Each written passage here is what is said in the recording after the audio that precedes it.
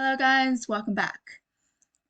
So when you guys have already put in your information for your research or even for your math class or for whatever classes that needs you to put all of your data into a chart or even into a pie graph or like different kind of graphs, because looking at numbers and tables, it is really hard to analyze any data.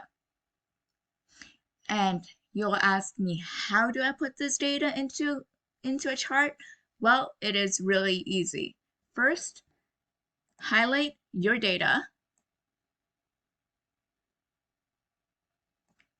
From there, go to the Insert tab. And you see here under Charts, you can pick it from a pie graph or a donut chart. From here, insert line or an area chart. You can even do a pivot chart. Throughout my other videos, there is different kind of videos on how to do pivoting.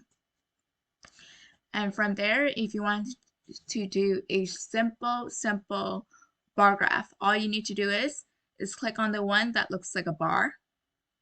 Go to the drop down arrow. You can choose from a 2D column.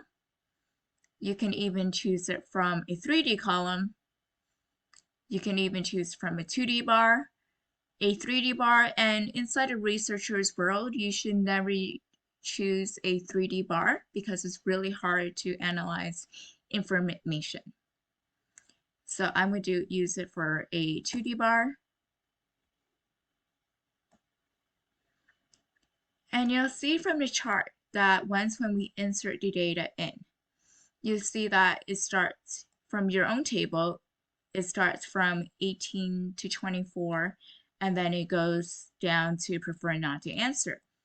But as your chart, you can see it says prefer not to answer, and it goes down to 18 to 24.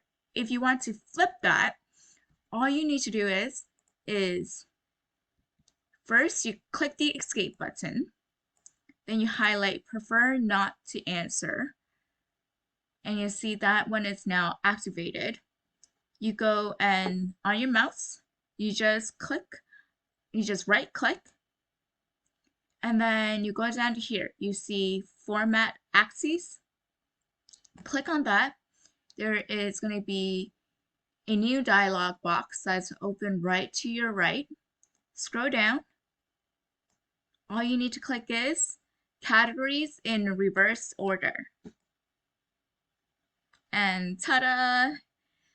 Your axes have now been reversed. Hope this video helps, and tune in on to my next few ones. Subscribe and hit the like button if you want to see more videos from me. Bye for now.